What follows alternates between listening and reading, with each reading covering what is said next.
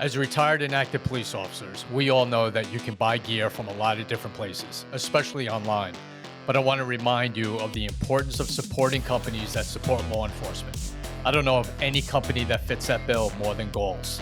At Goals.com, their motto is proud to serve those who serve, which they do every single day. And they walk the talk by supporting dozens of focused organizations like Gold Shields. So when you're looking for gear, support our premier sponsor and go to goals.com.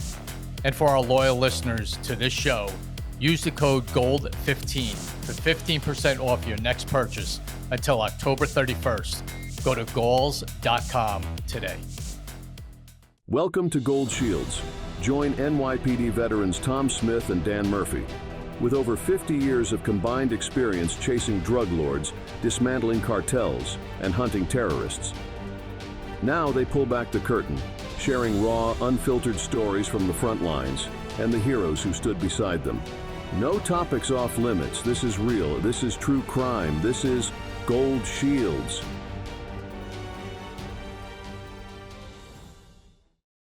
Hey, welcome back to Gold Shields. This is Dan Murphy along with my partner in crime, Tom Smith. How are you today, my brother? I'm good. I'm a little bummed. Summer's done. Summer's my time. I love it, but it's football season. It's funny, Dan. We do this all the time when we do a show. It's either like baseball season or then it's football season. So, but everything's good. Gotta say. Yeah, I can't complain either. And we're very excited about our guest today, someone we met in person not long ago in Florida. And we got her on the show, and we're going to have some fun today because we have a great guest with a great career doing some cool stuff now. Tom, who do we got? Yeah, we've had many undercover officers on our show. And if anyone knows us, knows our career, and has heard us say, we have the highest regard for undercover officers. Absolutely. Because what they do is beyond belief. We could be the toughest cops in the world and bang through doors and chase guys with guns. And then someone says, hey, you want to do that? Hell no, I'm good. Nope. And we have our first female undercover on our show, which is going to be fantastic because it's a different mindset. It's a different world. It's a different outlook. So Jenn Benjamins is a 22-year veteran of the Las Vegas Metro Police Department. Worked on patrol, did her whole thing, and hit the undercover world. And not just everyone's out there going, we know what female undercovers do. Well, that's BS. Okay, and that little myth is going to get blown apart today. So, Jenn, it is a pleasure, really, to have you on the show, and thank you for joining us. Oh my gosh, thank you guys. Thank you for that intro. It makes the girl feel special. Well, work you did was special. So, Jenn, you're a Las Vegas girl, self-admitted. That's your home. That's where you've always been. Tell us about what made you join the Las Vegas Metro Police Department, how that all started. So, I was born and raised in Las Vegas in a rural part where I could see the strip from my house. And it was like probably 30 miles away. I could see, the lights and all that stuff. And I wasn't really like a big strip going kid. I lived on 2 acres with horses and chickens and all that stuff. So it wasn't very Vegas-y that some people may think. And so I grew up, I went to college. I was really interested in criminal justice, and I really had an interest in why people commit, crime, like what's the sociology of criminal behavior. I ended up coming back to UNLV, graduating with my bachelor's in criminal justice. And a couple of months before that, I was at a job fair. I was in my 5th year at UNLV, and I was at a job fair, and this guy, Ramon Denby, comes right in front of me and goes, have you ever thought about being a cop? And I was like, no, but I am in my 5th year of college, and I think my parents are really pushing for me to graduate and like get a job, And at that point, I'll tell you, I never shot a gun before, not hunted, not went to a range. I was never in a police car, good or bad. That's okay. Yeah. And I was like, well, I'll try it. And I applied and I got in. So I graduated May of 2000 from UNLV. September of 2000, I was in the academy. And so it was like, I had my summer off and went back into what was very scholastic to me was the academy. It's a lot of books, book stuff, but with some physical, which I was a college athlete. So it was very easy for me to acclimate into both of those right away. And so, um, I kind of needed a job. Is what was going on. But I also came from either you had a criminal background in my family or you were a cop. So I was like, which side am I going to pick? Right. I mean, we had some squares, but really it was one or the other. So, um, I went the police route and which was really on my mom's side. So when I was hired on, I like went into it full force. I had really great men that surrounded me that really supported me through the academy.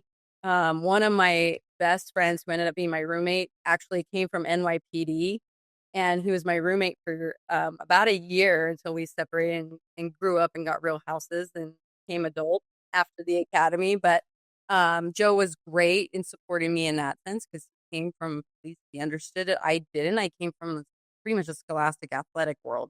So when I hired on, I just couldn't believe I was getting a paycheck to be in the academy and what it was. And I'll be honest, like it was probably 15 years later that I realized how much I was making like per hour because I just loved the job and I was getting a paycheck that was sustaining the life I wanted. But it was until like 15 years later, I was like, oh, this is how much I make. Okay, cool. That's really good. I think that's a great career that I chose after 15 years. So it was like I had that criminal, like I was interested in that behavior, what propels people to commit crimes and go that route. And so yeah, it was like they were hiring and they were mass hiring too at the time because Vegas was maybe 1 million then. Now we're at like almost 3 million people. So Vegas grew extensively in the matter of like 40 years. So I got on, I learned all the skills. I went through, did all the tax stuff, did, the DUI, did the arrest, did the misdemeanors, the felonies, and we learned all that stuff. And then I got into patrol and I ended up at opening Bolden Area Command, which is right in the middle of the west side of Las Vegas. One of where during Rodney King, they had an all-out war in that area of town. It was the old West Side is what they called it. So Vegas Metro is very progressive in getting in with the community, being one with the community, getting buy-in from the community with the police officers. They put an area command literally across the street from the West Side. And so I was part of that community-oriented policing team to really get in there and network and build bridges, and especially with the religious communities that were in there. So that was where, like, I was like, man, police can really make a difference. The way that you present yourself, the way that you come across, heavy hand, it's more shake the hand, support the community, especially those good people and not the 1% that are, poop heads, they call them. So, when I was on that team, I went to my sergeant and I said, I really am interested in like vice and doing like some undercover stuff. And he's like, oh, I know somebody. I was like, great. I was like, I'll do it next week. And he's like, I'll make a phone call. And he did. And it was like the next week I was introduced to some vice detectives and ever since then, like my love of undercover just skyrocketed. And it's very typical for a female to get recruited. And I learned this very shortly after that is typically a female will get recruited, do undercover work when they're just seen in their full uniform. And maybe like the vice detective will be at the jail and he'll see a pretty or attractive female police officer at the jail and go, have you ever thought about doing undercover work? And that's a typical story I hear across the board. You were attractive. We thought you'd look good in a little skirt and put you out on the track. And, we think you'll attract a lot of Johns, tricks, whatever. So that was my story was like, I was like, that's what I want to do. So I pursued it and I never looked back. And it was always something where I went there for 3 months to do a temporary duty assignment there, just, to test it out, see if I really liked it. When I came back to patrol, I was like, ugh, this is so boring. Like, I want to go back to Vice. I want to do undercover stuff. This is so boring, this patrol. And I was still working the West Side, one of the most violent areas in town. But I was like, undercover work is where it's at, where I can really truly, like, I felt like I had purpose. I felt like I was doing like amazing things. And that's what we hear that about undercovers all the time, and that goes back to, you said the community was a big part of you, and a big part of your policing, and that's awesome because and loving the job. Dan and I both said it in speaking engagements that we've had. We've said it on the show. You have to love this job. You can't like it. If you like it, you're not going to be good at it. You have to love it and throw yourself into it, which you did. So now you're in a world. I mean, it's not patrol, like you just said. You're in a completely different category and world of doing this. So one of the questions, and everyone knows that we don't have questions written down. This is all, our thing, just throwing questions out when it comes up. Your first night, dressed like you are, walking the strip. Are you like, oh my God, what am I doing? So the funniest thing, and this is why I was like, I really love this. I love this job.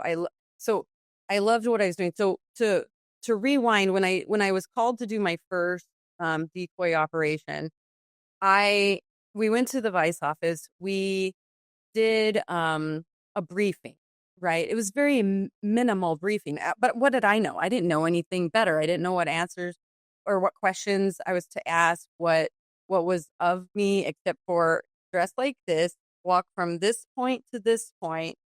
You're going to have guys that are going to come up. They're going to they may drive up. They may walk up. They're going to ask this. You ask this. So really in Vegas, it's very simple. It's a sexual act for a fee. The fee could be, at the time, could be a Happy Meal. Could be, I mean, we had some prostitutes that would be like, if you buy me a Happy Meal, I'll blow you. Great. Okay. So, but so going back to this like briefing, that was like, okay. So I'm like thinking, remind you, I came from rural Las Vegas. I was not a strip kid. We didn't go and hang out on the strip like some of these kids do now.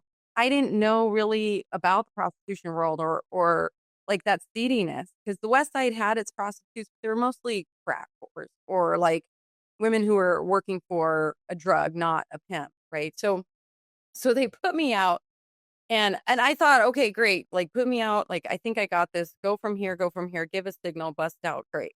And so when they get me out there, and granted, this is years ago, 25, probably about 24 years ago, they put me in the parking lot next to Pawn Stars. What's Pawn Stars today?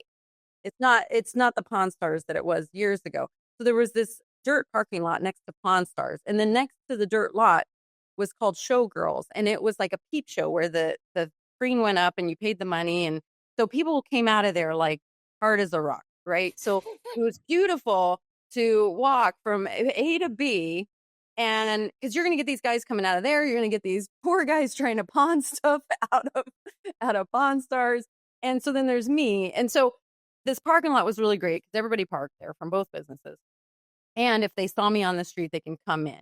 So I get out there and I'm like, okay, this is great. Like, I don't feel unsafe at all. Like, I feel like I can see the detectives. I know they got my eyes. So if I can see them, they can see me. That's one of the main things that I do stress about later, because those things can go bad. But so I walk from A to B, and I get this guy. He gets out of the car. He's kind of leaning against the car. And I walk up and I was like, hey, how are you doing? This is my first contact ever as a Vice, decoy. So he's like, oh, how are you? And it's like little conversation. And I was like, well, what are you looking for? And he's like, sex. And I was like, oh man, they forgot to tell me like the price, like the going price in this area. And I was like, $100. Well, at that time, $100 was a lot on the street. I was working as a street prostitute. And he goes, $100. And I was like, 10? I was like, and he goes, 10? And I was like, yeah. I mean, literally, I'm not exaggerating on the facial expression, my voice influx. And I was like, these motherfuckers didn't tell me how much it was going to cost. Like, what's the charge? Like, how much is head? How much is sex? How much is like for all of it, like whatever. And I was like, and he was like, okay. And I was like, okay, maybe go and rate $10 on it.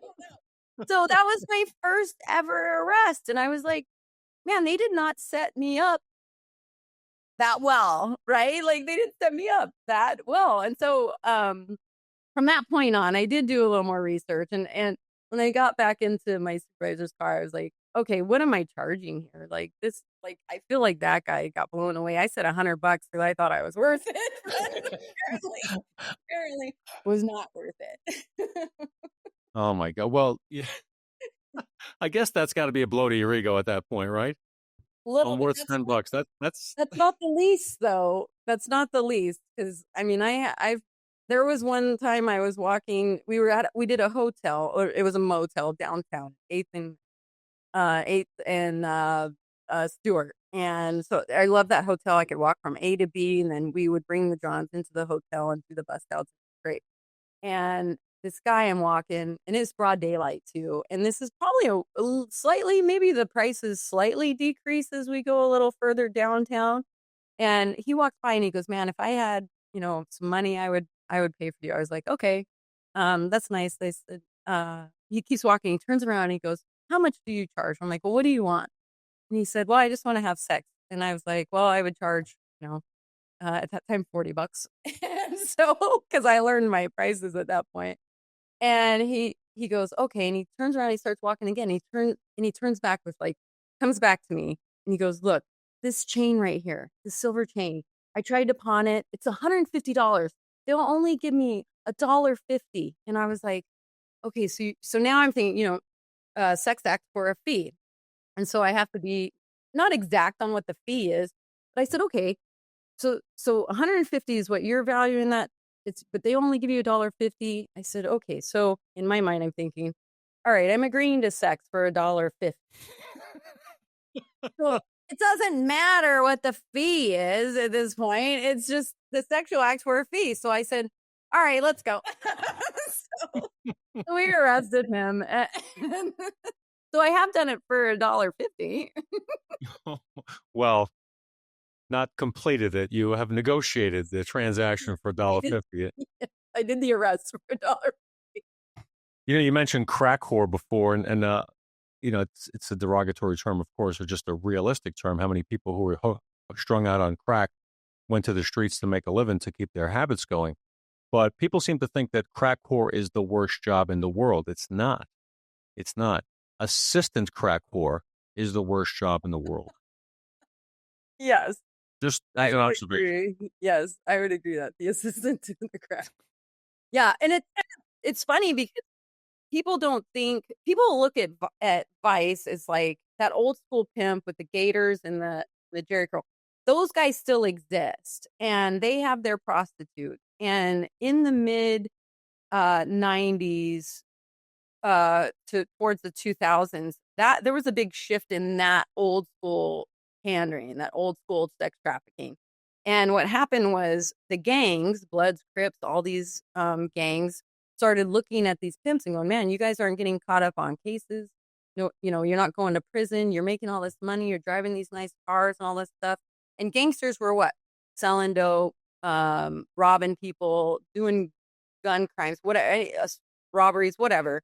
And they were like, "Dang, we need to get in on that." And so there was this huge shift back in the mid 90s where the gangs started infiltrating what was like a respectable occupation of being a pimp. And so the world got a lot different here in Vegas when that happened. And people think there's also a misconception that when we talk about the prostitute that is strung out, is that that's immediately what she went to: drugs, then went to prostitution. And in Vegas, there's like a circle of life here. When you get into the game, usually you're very, very young. We've had them as young as 11 on our streets prostituting. And we've had them, to be honest, like in my career, in the years I was in Vice, if I saw a girl over 40 that was still working in the casino, that was unique. That was different. She must be really sheltered. She's staying out of the way of these gangster pimps that will, I mean, we saw pimps pull a belt out on camera and just whoop some prostitutes, but for disrespecting him or being in the wrong casino at when she wasn't supposed to, or just talking back or whatever. So the game had changed a lot. And so when you have these girls that start off really pretty and young and they're working in the casinos and they're making a lot of money, the game starts to wear on you and you start to lose your self. You start to lose your self-esteem. You become older, you become discarded. The pimp doesn't rely on you as much. And then you start to self-medicate. So the misconception that prostitutes are all doped up, drunk from the get-go is that's not true here in Vegas. They actually start to self-medicate when the game starts wearing on them. Their self-esteem, the pimp doesn't want them anymore. They lose their looks. Then they start medicating. Then they get into the drugs, the alcohol, and all that stuff. And then they end up downtown in where our seedy prostitutes hang out, or what you want to call them, the crack hoes, the ones who are really just pushing for the money, to get the drug. Looking for powerful defense without the mess? Meet Impact, a revolutionary line of chemical irritants designed for law enforcement, military, and personal protection. With no blowback, no cross-contamination, and easy cleanup, Carry Impact delivers unmatched stopping power without the hassle. Whether you're in the field or on the street, safety should never be compromised. Protect yourself with the next generation of defense. Carry Impact, stopping power, redefined. Have you ever wished you could go back in time and see the events that shape the true crime cases that fascinate you? With newspapers.com, it's like having a time machine to the past.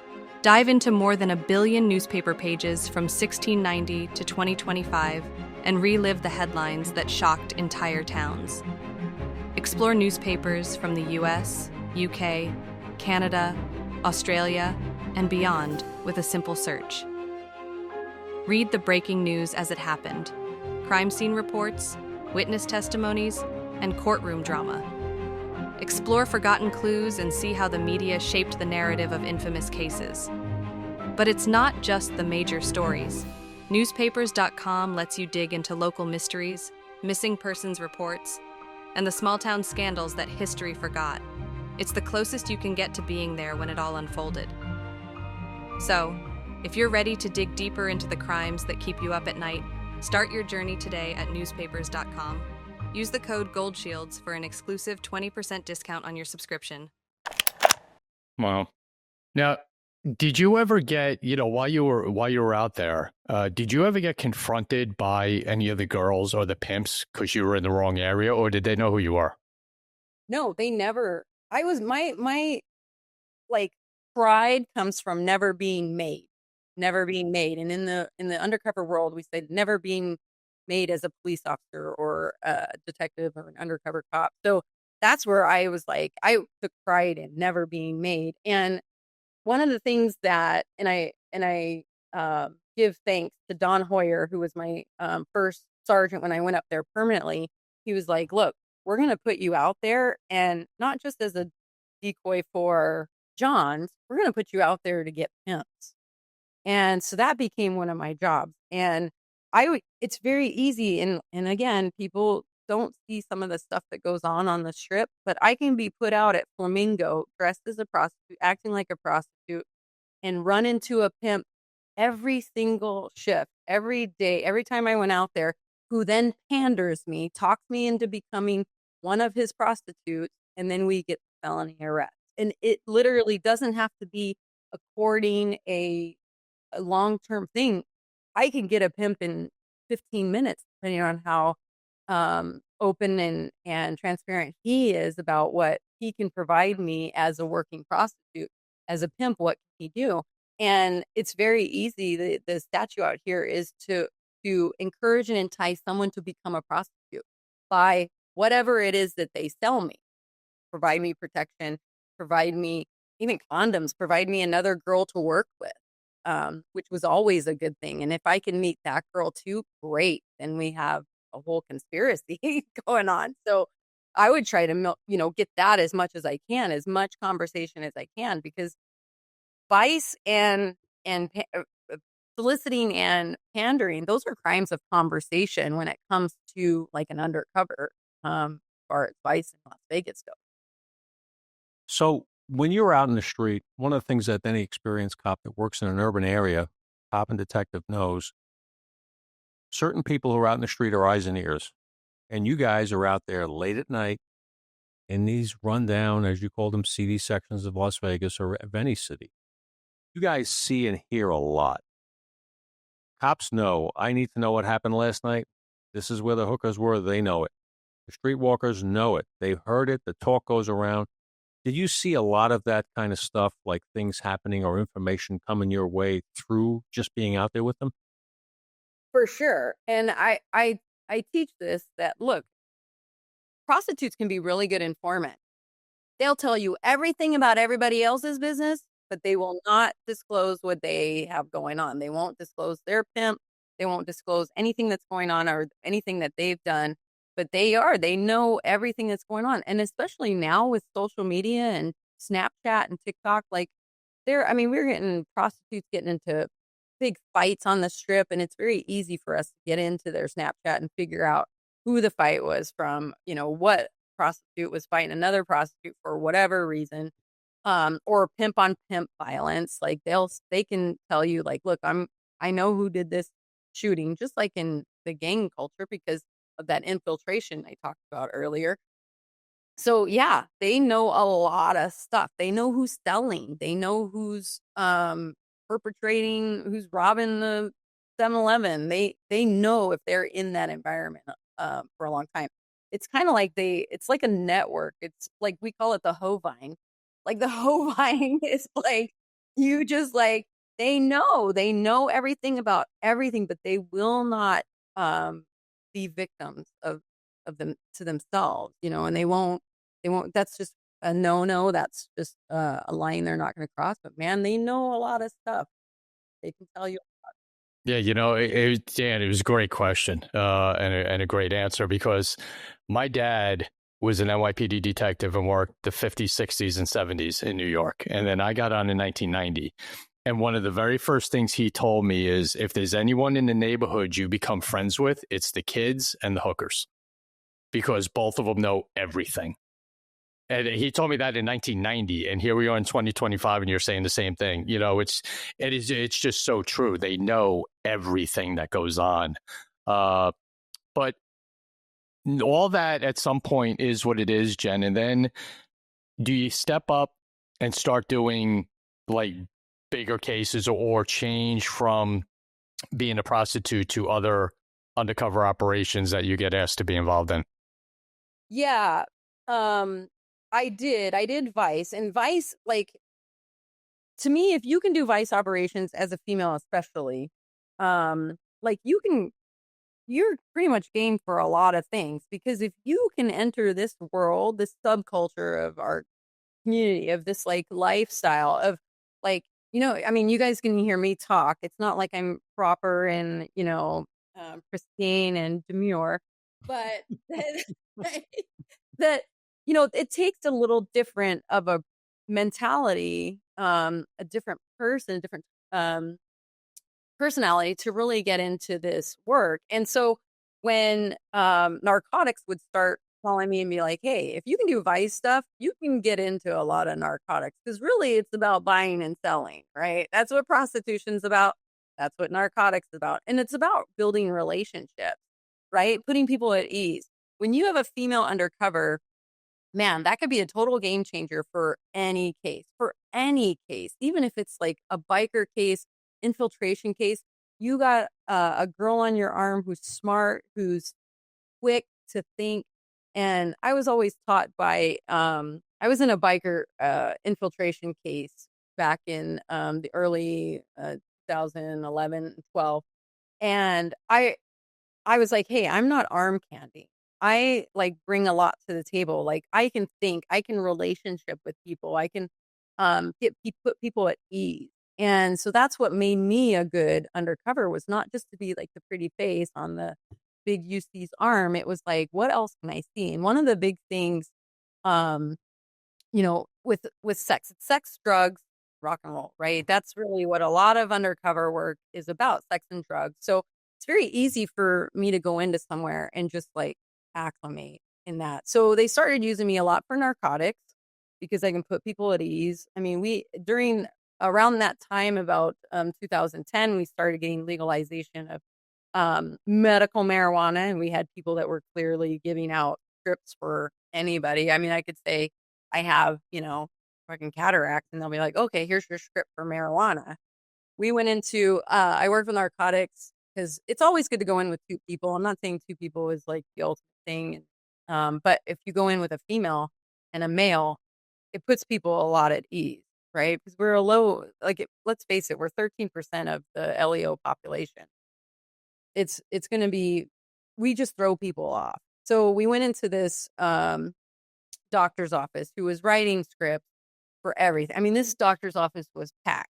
The reason why we got clued in on it was they were doing deals in the parking lot. They were selling dope in the parking lot because once you get your script, like they're still selling anyways. It wasn't like they were going to the pharmacy or the dispensary.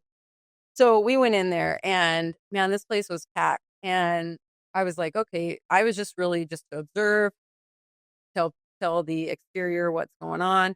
In there, we go to the back and we talk to the doctor, and the doctor puts like this list of things, of ailments that he needs to pick out of what he has wrong with him. So we can get this script, right? He's like, well, what do you think you have? And I was like, well, don't pick AIDS because I don't want people to think I have AIDS because you got AIDS. It was just silly, like the whole thing, but to put people at ease of like, just me being a female, me kind of joking around, making light of some of this stuff puts other people at ease, which then helps the primary UC as well. So, and then after narcotics, I kind of was doing everything at that point. And then I went to a deeper UC squad. And that's where I really started excelling in just doing undercover operations by myself. So they would introduce me. I did several cases where I would get introed to a confidential informant. It was just easy. And I say this not like it was just a girl brings a different environment to the situation. So we could easily like get the introduction. I meet the dealer, get the CI out of the picture, and then I'm doing the deals on my own without a CI. I mean, that kind of stuff. Hindsight now, as I get older or as I became older, I was like, dang, that was some cool ass shit, but really scary. At the time, I didn't think it was, right? And I know Tom and I talked about what really undercover work is about is your relationship with risk. Like, what are you willing to do? Like, what are you willing to cross, without fear of, essentially death is the end all, but like, it's like, man, I could probably do that. But it also takes a lot of like support for your supervisor. It takes a lot of support for the team around you to feel confident that you can take that risk to ask more things and ask more of that suspect and see what else you can get. I bought dope from a guy and turned around and asked him for a gun. And I was like, do you think you can get me a gun? Because I work as a prostitute and I feel like these pimps are like hitting me up all the time and I feel very unsafe. Can I get a gun off you? Motherfucker showed up with a gun a week later. I was like, I don't know. Like, and I don't want it to seem like I think undercover work is very easy, and it's not. But in my mind, it's like, what am I willing to risk? And can I take this risk? And do I feel comfortable? And it really is a lot. I feel like 50% of the risk that I take was solely based on, is my team going to come and snatch me up if it doesn't go right? Like that's really what I'm like, okay, yeah, I'm going to do this. Now, have I walked away from stuff? Yes. I walked away because when I'm in that situation, even though I trust my team and I know they have my back, I don't feel in my gut, my intuition is saying this ain't right. I'll get them another day. Today's not the day. That may be the difference between me and another undercover, especially a male, that is physically capable, maybe is in that lifestyle where they carry guns, because there's a lot of times in my situation, had nothing. I had no weapons whatsoever, because when you hug a girl, when you're wearing little clothing, like, where are you going to hide a gun? Yeah, you can have a purse, but to me, you have to be very, very proficient in how you're going to pull that out. People like ankle holsters. Well, I'm wearing a little skirt. If you're not proficient in where you're pulling that out, you're gonna, when the shit hits the fan and your OODA loop is all off, can you go and grab that weapon exactly how you've been trained to do it? And then let's say you carry it on your ankle one day, you carry it in your purse the next day, you carry it behind your back. Are you proficient and you know where it is every time? And there were times that I did carry undercover, but I always had this drill, like pull it out 5 times and then go into the situation. So I remember, like, okay, if it's here, pull, pull, pull, pull. Okay, this is where it's coming from. So, yeah, and then we evolved. I evolved into the deep undercover operations. I was buying drugs at that point, pound or more of meth from a lot of different jurisdictions, because at that point we were just like used as undercovers. So ATF, DEA, I did an operation for IRS. I taught an IRS undercover how to pick up prostitutes and buy dope. But his mission is this 1099 piece of paper that needs to be signed by the business, right? And he's like, Jen, I feel like we need to make this look like I'm this big roller and that I have, all this money and, I'm deviant, whatever. I'm like, let's get some hookers and blow. Then just, it makes it look like the case is just better, right? Like if I act like a drug addict, it'll help me get narcotics, right? If I look like a school kid, maybe different. Well, your stories you just keep rolling one into the other. It's fascinating how you moved up the ladder and started doing more in-depth cases and with higher levels of risk involved. So Tom and I worked as, field teams and investigators backing up undercovers in narcotics for years. And we know the tension and stress that we felt, just especially was an undercover, was in an inside buy. You're inside somebody's apartment, usually in a high-rise or a 6-story tenement, so there's a run up the stairs, or it's a housing project, and you know that they are hoping that you're going to get there quick if they need you. So you got that constant tension. Yet you can't be too close because you can't get everybody raised up. You don't want them knowing you're around. So it's a fine line to walk, and it's a lot of tension. Once the undercover comes out, gets on the radio, says positive buy, blank, I'm in the car, good. Now, then you start to relax. But until then, you don't. But you, in your role, you're sitting there, you're trusting totally that your team is there. And Tom likes to ask these questions. I'm going to grab it today, though. During the course of your undercover career, everybody has had at least one pucker moment. What were some of your, oh, shit, this is going to go bad moments? Yeah, I have a couple, and like the one that always like kind of stuck out to me was like when we plan these operations, we brief it, we do a risk assessment. And so we say, what is it that we need? How much manpower do we need on the exterior? That's really important. I mean, I'm just one person going into a place. We had these businesses out here that were doing, like they were kind of fronts, like they were massage parlors, which they had a reflexology license, which means you can only massage hand, feet, and ears. That's it. That's reflexology. It's the difference between massage. So we had these 3 businesses, and I worked 6 months on this case. Me and my partner, Todd, were assigned to one business, and then we had other partners doing the other 2 businesses.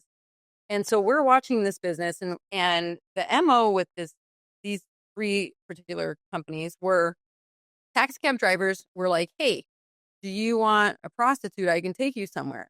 And the John in the car was in the taxi cab was like, yeah. So he's like, I have a place. I'm going to drop you off. So the taxi cab driver would drop these guys off. They would knock on the door. Girl would unlock the door, open the door, let the John in. The girl would eventually come back and give the taxi cab driver $200 for bringing that guy there.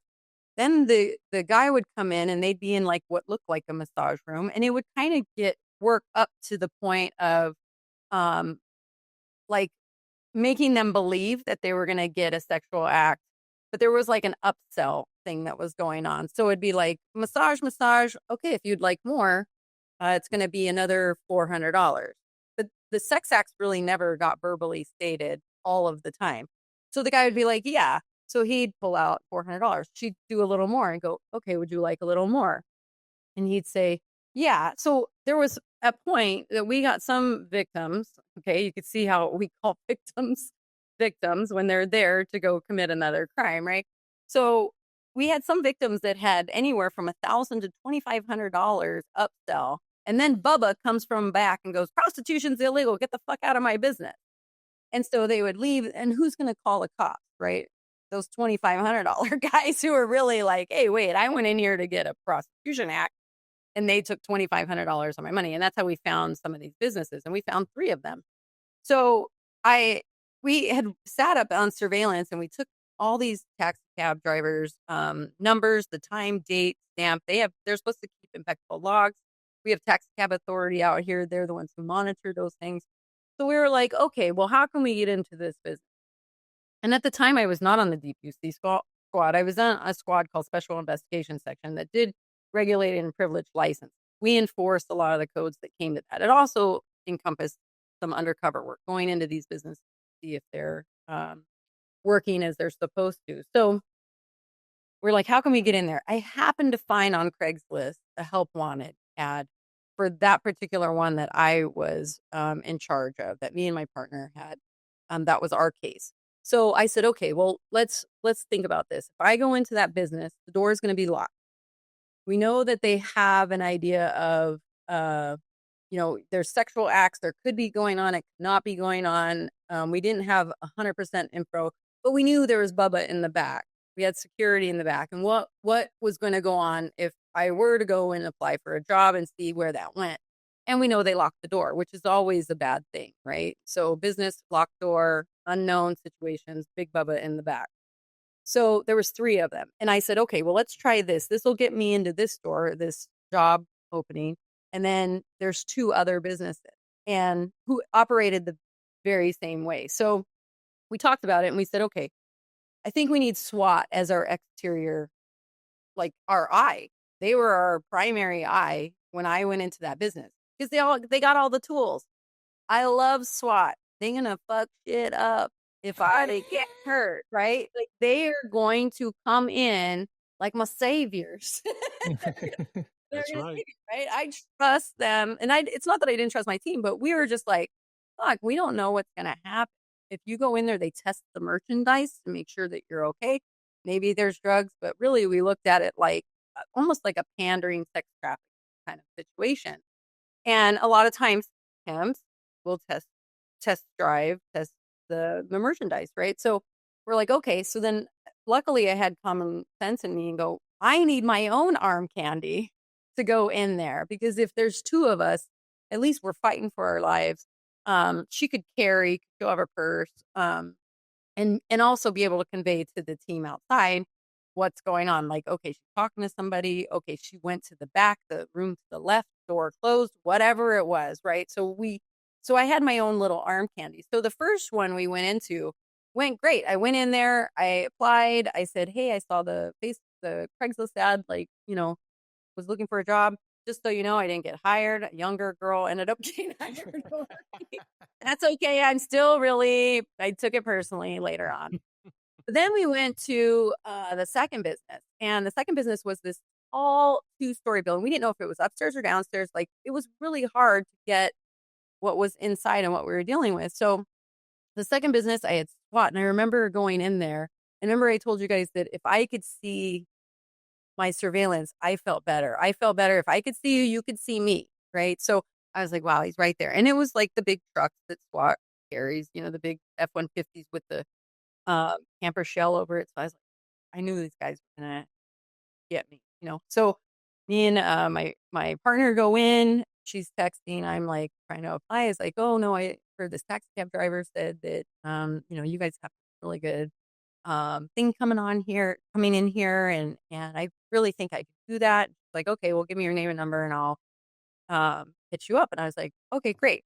So then we go to the third business, and the third business, Bubba, I already knew who Bubba was because and I call him Bubba now, but he was a big black dude that was like, yo, and he was the one who ran them. He actually started out security and kind of like broke off and started his own, and he had beef with the original owner, but he was their security, big buff black dude. And I was like, okay, that's fine. I've dealt with pimps. It's not going to be a big deal. But I went in there with my partner, and the girl goes, well, have a seat. But we'll just call him Bubba. Bubba will be out in a minute and he'll talk to you. And so that was one of the businesses that we were really more concerned about because it had high traffic. So I knew if I went in, I'm also going to get John's, and the taxi cabs are going to keep going. It's just going to keep moving, right? So when I got in there, I sat on the couch.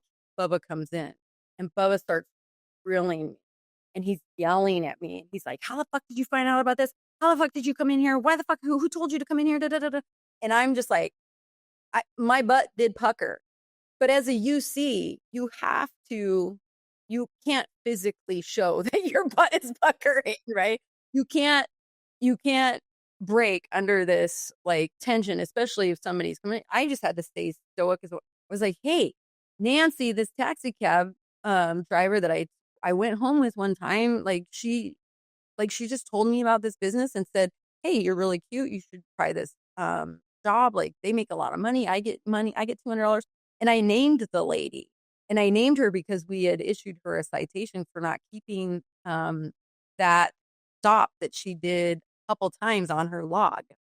And I was like, oh, dang. I was like, maybe I'll just use Nancy. And I kind of threw Nancy under the bus and knew her. And I was like, okay, great. Because really, I knew this was like a one and done, because it was going to be a really hefty infiltration if I were to get hired at that business. So he's like, it eased him up, and he was like, all right. So I left my name and my number, and I left. And then we had enough for how it was, all those businesses were played out. And we simultaneously did all three businesses at the same time. And we ended up arresting like 23 of the girls, Bubba, the other owners of the business. And that's where I was like, anyone who confronts you at that point, that was one of the times where I was just like, this guy's going to beat my ass if I didn't have my story straight before I walked in the door. Right? Like, you can be off the cuff. And I was telling Tom about like undercover work, vice reversals where you're getting a John, and you can get a John every 15 minutes. And I've done 30 in a night, and they go really fast. And that's like checkers. When you go into bigger cases, that's chess. You need to think like a couple steps ahead. You need to have your shit together. You need to have your story. I tell people in my undercover schools, if somebody asks you how old you are, and you stutter on how old you are, that's a made comment. Like, if you can't answer how old you are, your name. What's your name? My name? The fuck? Then you weren't prepared enough. Even when you're working those 10-minute vice reversal cases, have your shit together. Know the answer. You should know your name, your age, fucking favorite color, like basic stuff, where you're from, those kind of things. Like, have those in place. And that's what saved me in that situation. But I also have to tell you one, just because that one was so crazy. But the other one that I like to bring up because it was just funny, and I was a little scared for a minute. I was working a reversal again next to Pawn Stores. I used to love that little parking lot right there, and we're going and going and throughout the night. And then I get out there another time, and this tall black dude with backpack, he's just walking from downtown. He's going towards the Sahara, and he comes up to me face to face. And it's weird to get walk-ups. Usually they're driving up, because normally people, come from beautiful Summerlin in Las Vegas, and they go pick up prostitutes downtown. This guy walks up, and he goes, do you want to see something? And I was like, sure. He pulls his dick out and then goes like this and is flopping all over the place, and then proceeds to chase me through this parking lot. And I was like, oh my God. And I'm like running and screaming. And my guys are like, what the fuck? And they're getting out of their cars. I mean, you wanted a pucker. I'm getting chased by this big black wiener here, this very tall dude. And he's just like going around. And my guys come out in a fury. They get him. They take minimal force necessary used to take him into custody. And they get him. And he goes, I just wanted to make her laugh. Patriot is a premium whiskey hard seltzer. We've carefully crafted 4 flavors that not only taste exceptional, but can be enjoyed on any occasion, anytime. We're committed to giving back 5% of all profits to the core groups we call the backbone of America. We are proud to help those who serve our great country. This is America's Seltzer, the brand that stands for quality, community, and the American spirit. When it comes to the safety of law enforcement, first responders, and military personnel, every moment counts, especially in the dark.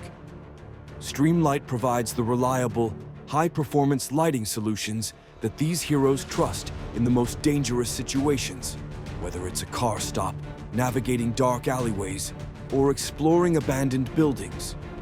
With Streamlight by their side, our heroes can tackle challenges with confidence, knowing they have the power of advanced lighting technology to guide them. From the first responders on the front lines to the law enforcement officers ensuring our safety, Streamlight is there to make every mission a little easier and much safer.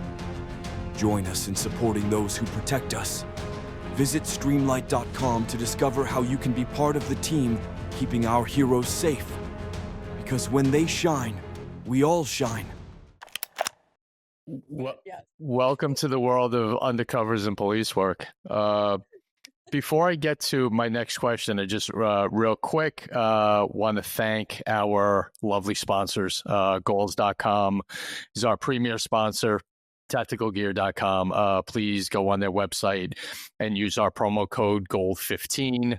Get 15% off your purchase. They're the best around. They have law enforcement, first responders, firefighters back every single day. Please check them out. Goals.com, tacticalgear.com. Use the promo code GOLD15.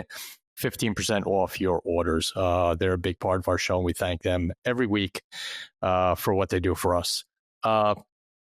Jen, we've had a couple of people we know in common, Lou Velozzi, Giovanni, all these guys who did some major undercover work. And one of the things I want to ask you is what we asked them. How was it turning the switch off? How was it mentally with going from an undercover role as a character and being at a high level and stressed, and to the nth degree of, holy crap, I hope that all this works out tonight, to now shutting that off and becoming Jen again? How was that with you doing that? So throughout my career, well, I can say that it probably cost me a lot of relationships. Probably cost me my marriage. It really did affect my kids in the sense of I love to work. I made work my number one priority, and I have 2 kids, and they came second or third in the lineup of my life because I just really immersed myself. I avoided responsibilities at home. There was a one point when I was working deep UC, where I was working cases, including a biker case, that I saw my kids between 8 and 8:45 in the morning, and then I had friends and family taking care of the kids. There were times where, I really had a hard time shutting off the undercover persona. I tell this story in one of my trainings because I also teach a training in psychological effects of undercover work. And I recall a story of telling my 5-year-old, and this was during the biker case, because it was Las Vegas. They lived in Las Vegas. I was the one you see that was still in Las Vegas, because when they were able to shut down, for the weekend and go back to their respective states, the other undercovers, they got to do that. I didn't. I had to stay in Vegas because it's my home, right? So there'd be times where I was like, okay, I think I'm probably going to run into one of these guys at freaking Walmart or something. So, in my mind, I thought Undercover was the shit and I'm the shit and I need to, don't want to ruin this case. I never wanted to be made. And I had a 5-year-old and a 3-year-old, and my 3-year-old was learning and speech delayed. And the 5-year-old, she was so smart and beautiful, and she's still smart and beautiful to this day. But we would go to Walmart and I'd tell my 5-year-old, look, if mommy says, go find the balloons, and this is every time we went to Walmart or Target, mommy says, go find the balloons, take your sister to the very back, go to the restroom, get in a stall, stay in the stall, because that means mommy's going to talk. Mommy found a bad guy that she needs to talk to. And so every trip, to the store or whatever was that conversation. And I was like, dang, like where were my priorities, right? Like where was my purpose? Where was my priorities in my kids and their life, And so that was really rough to do, and put a 5-year-old in charge of a 3-year-old special needs kid at the time to take that responsibility, because my work was number one, and it took a long time to get through and take responsibility for my actions, what happened, what I put my kids through. And I can tell you, I have amazing kids, but when I retired, and I tried to be a stay-at-home mom all of a sudden, like right when I retired, I said, okay, I'm going to make up for the years I was never home, or that they, didn't have me around because I worked too much. And my kid came to me and she was 17 years old, and she's like, go to work. You're home too much. We're not used to you being here. Like, she was giving me like some breakup speech. And I was like, dang, like maybe, there was something wrong. And so I went through a lot of, about 6 months after I retired, I went through a self-development program. And it's based in emotional intelligence and just being aware of your actions have results, how to mend relationships that I had broken, especially with my kids, and taking responsibility. Like, look, back then I thought I was doing what was right. And I know that wasn't right now. But here I can only do what's present, and I can only be the best mom, and be the best version of myself from this point on. And I think a lot of cops, that's an issue. A lot of them, many of my friends have retired, and they have a lot of broken relationships because they really made policing, like, that's their life. Like that sheepdog mentality, right? It's like you're in charge of the flock, and then when you're put out to pasture, what do you have? Sad but true. It's sad but true. But it's very difficult to serve two masters, right? You have to find a balance, and it's not easy. So you had an amazing career. Some of this, I mean, we could obviously talk for hours and hours about some of your experiences, but what is it that you have taken all that and are doing with it now? Because I know you're not just sitting on it. You have a new mission. Tell us about what you're up to. Yeah, so I created Covert Blue LLC, and one of my biggest endeavors is to create one of the largest female undercover schools solely trained by females. And I joked because I was talking to an ATF agent, retired ATF agent, and I told her, I joked about being mansplained how to work as a prostitute and what to wear and all that other stuff. But men created the career that I got, so I'm blessed to have all those guys that led me there. But now with this knowledge that I have in my head, it's like I have to share it with other female law enforcement, because if I don't share what I know, then the same thing's going to happen with the next girl. She gets thrown into the street without any knowledge, without any experience, without any some kind of assistance to help her get through the undercover world, and to maybe be a better undercover, be a great undercover, or learn that that's not the work that she wants to do. So I really created Covert Blue LLC to really just share the knowledge that I have have you decide if you want to work undercover, and then see that person to just call up and say, hey, I have this operation, I have this, what do you think? And I love that. I love that I can share what I have. It's putting me back into service into the community that really gave me a great career, gave me a great life, to be honest. Like, I'm living great because I had a great job and I loved what I did. And I can't take anything back. And I tell these kids that I had, because I ended up being a sergeant and I ended up being the first female sergeant in Vice, Las Vegas Metro. But I told these kids all the time, look, at the end of the day, what does your career cupcake look like? Is it bland and vanilla with white frosting and very, blah? Or does it have sprinkles and chocolate chips and like a little ring top on the top? Like, what do you want your career cupcake to look like? Do and be everything that you can when you're on this department, and try it. If you don't like it, try something new, try something different. That's, what you're doing, and I told you this, is so vitally important, because all undercovers aren't the same, especially when it comes to male and females. And for you to just focus on the female aspect and the female undercovers, I think is such a great thing that you're doing. Because let me tell you, Dan will tell you, we had in Bronx Narcotics, what, Dan, 3 female undercovers, maybe, and if you had one that was good, that was gold. I mean, that was gold. And it was bad because everyone used her all the time, or the 2 or whatever it might have been. But what you're doing, I think, is incredible. And it's not just, looking at, and everyone go, please, to covertbluellc.com and look at this, because it's not just, hey, here's what you do as an undercover. I mean, plain clothes is different than an undercover.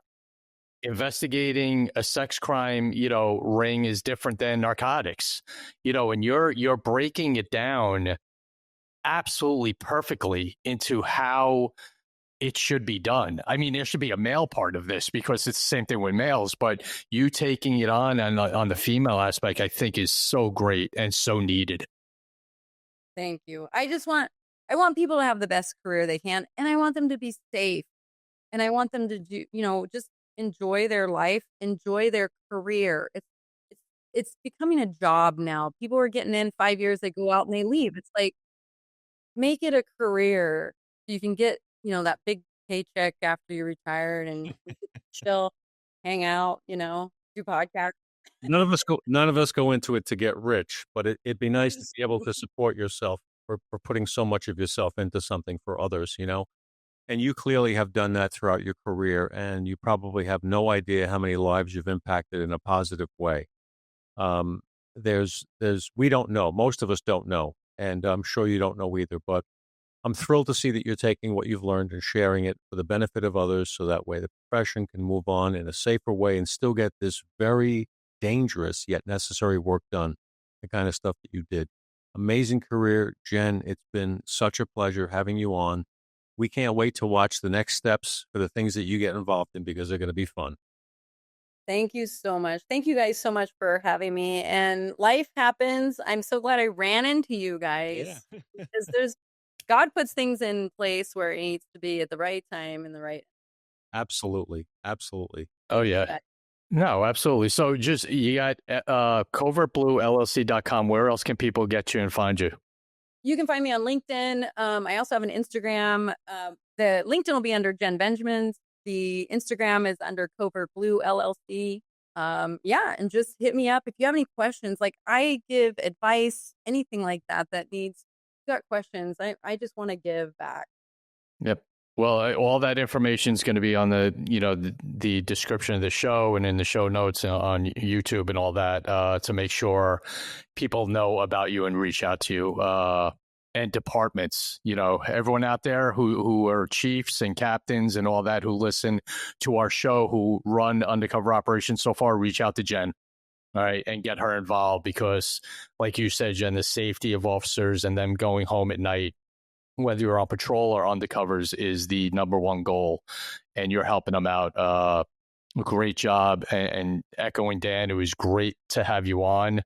And you're right, God puts people together for sure. So thank you so much for being here. Dan, you got one more thing? No, I just want to say thank you again for sharing her story, some of her story. I see a book. I see all kinds of stuff coming. Jenn Benjamins with 2N in the Jenn Benjamins. Look her up and look up Covert Blue LLC.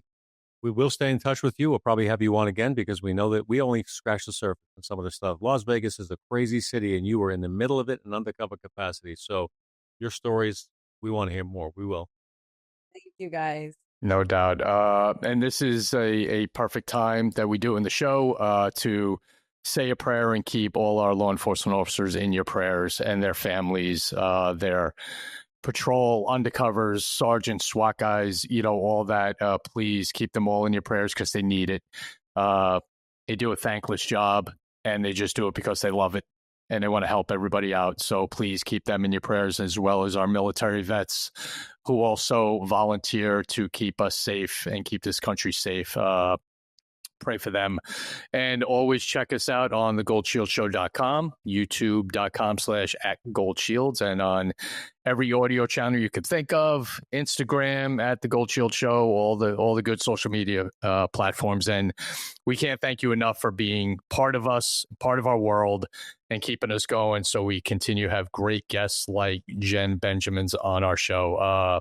For Jenn, for my partner, Dan Murphy, this is Tom Smith. Everyone out there, please stay safe as always. We'll see everybody soon. And stay tuned. Sorry. Don't go anywhere. The OT's coming up. Don't go anywhere. I thought that was your line. Oh, sorry. All right. Don't go anywhere. We'll see you soon, really soon. Bye.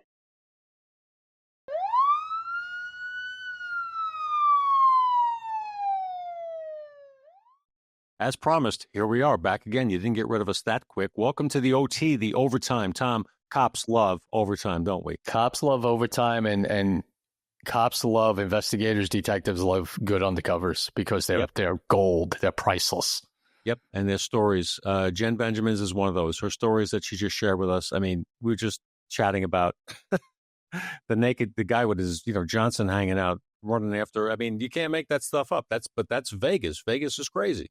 Mm-hmm. That's Vegas. That's police work. Just when you think you heard it or you've gone through it or you experienced it, you get someone like Jenn on and you hear that, you're like, all right, never mind. Add something new to the list. But you know what? Not every story is funny, and that we can laugh at. Undercovers, that's a calling. That is an insane job. I mean, it is. And you're looking at two guys who did some, pretty outlandish crap in their careers, but never would I do that whole thing. Not a shot.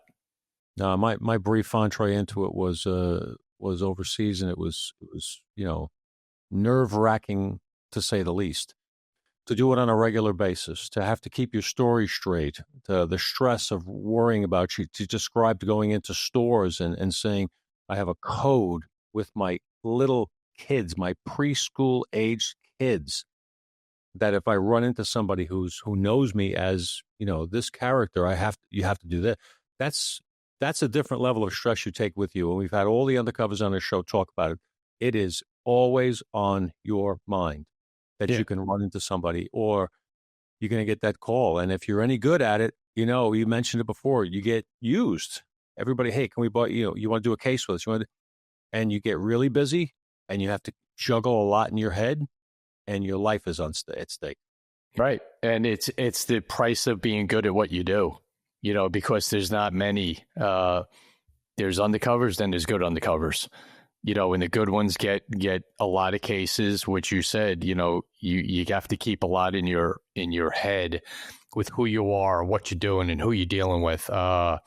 It's a tremendous amount of concentration and willingness to do that. And it's just another level. I told Jenn a story, and you'll appreciate this because we all did it.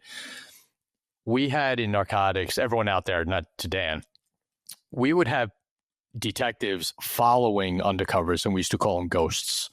And their responsibility was keep an eye on the undercover, so the undercover didn't have to worry about anything, just doing what they're doing. And there was one time I was a ghost. We were doing an operation around Yankee Stadium during a game, so we would blend in easier around Yankee Stadium. And let me tell you something, man, that was terrifying to have the responsibility to watch an undercover and who was near them what building he was on, what street he was on, what side of the street he was on was terrifying. I did it once, and I was like, nope, you guys give me a RAM to hit a door and go into an area I don't know what's behind the door 100 times before I'd ghost again. Right. Yeah. You know, the thing about undercover work, the inherent danger is not what people might think. Oh, they find out you're a cop, they're going to kill you. It's robberies. If you've got money on you, you're going into a drug place, these are not scrupulous people. This is not a legitimate business where you're going to get a receipt and go home. These people are looking to rob anybody they think is weak and can't come back and do anything to them. So if they bring you into an apartment to sell you drugs and you flash $20,000 for a kilo of cocaine at a time or something, there's a good chance you're going to get a gun in your mouth or you might get shot. I mean, it's money's money, and the thievery and underhandedness rule the day. At higher levels, if you're dealing with the cartels of South America, it's much more businesslike. But when you're dealing with street-level knuckleheads, my God, undercovers I work with that were in apartments making buys of half ounce, an ounce, 2 ounces, a key, we were crapping our pants in the street. Please just get out okay. Sweating. Let them get out okay. Let me hear on the radio they're out, right? It was horrible. You'd hold your breath for forever, and you shake, and time stopped. I mean, they could be in that apartment for 2 minutes, and it felt like an hour. And we've had undercovers in the NYPD killed on drug buys. Yeah. We've had Mike Hoban killed, Louis Lopez, just in my career, a couple others. It's crazy stuff. And man, I tell you, pucker moments for everybody. But that's the work. In order to infiltrate these organizations and make prosecutable cases against these people who are destroying neighborhoods and ruining lives, it takes people with the nerves of steel and balls to go in and do that. Oh my God. Yep. It's insane. And you know what? It's just a calling. And like you said, Dan, you could have the best, and here's the scary part. You could have the best field team in the world and a tight team and a tight unit. Most of the time, you're not getting in that apartment ahead of time. You're not, it's the quickness that something can happen and a shooting can happen and a robbery can happen by the time you get to the scene, out of your car, up the stairs, hit the door, bad things happen already. That's right. And that's the tough part of being undercovers. And that's why they're so revered, not only to me and you, but around law enforcement. Yeah. Jenn's an awesome person, really hearing more from her. We'll have her back on again for more stories, but what a place to go undercover. Las Vegas, all the craziness, all the people that are nuts, that stalk the streets, especially the late night streets in Las Vegas. It's like a convention of lunatics. Right. She was right in the middle of it. People had asked me, we've been to Vegas a few times. What's Las Vegas like? I'm like, it's New York City on crack. Yeah. That's what it is. It's on steroids. Name it, it's there. Oh yeah, name it. They're on one strip. That's it. And I tell people all the time, everyone should go there once, just to see it, just to experience it and walk around and have your mouth open for a couple of days. Yep. But dangerous. Well, a great conversation with Jenn Benjamins. And at this point, I just want to make sure we thank our sponsor for the OT, which is fairlineservices.com. Fairlineservices.com. Tremendous security company. Anything you need, guard services, risk assessments, etc. They do it all. Upper Midwest, expanding across America with their footprint. They're products of their own success because they have individual attention to each of their accounts. Fairline Services, I'm impressed with them. I've helped them out with stuff. I'm blown away by their ability to constantly raise the bar for themselves. Fairlineservices.com. Do yourself a favor. Reach out to them if you need security services. Yeah, best around. And just another company who has our back and has enough faith in us to be part of the show. And we thank them every week for our overtime segment. And with that, Dan, we're going to call it a day with another great guest. And this just keeps getting pumped out. And I can't believe where we're at, but we'll take it. Neither. We're lucky. We're very, very lucky. But we're going to keep going. It's because of our audience. So thank you to everybody who listens to us, who subscribes to us. Make sure you do that on YouTube and all our channels. And thank you to our sponsors once again. And everybody stay safe, and we will see you soon. See you soon, everyone. Be good. Take care.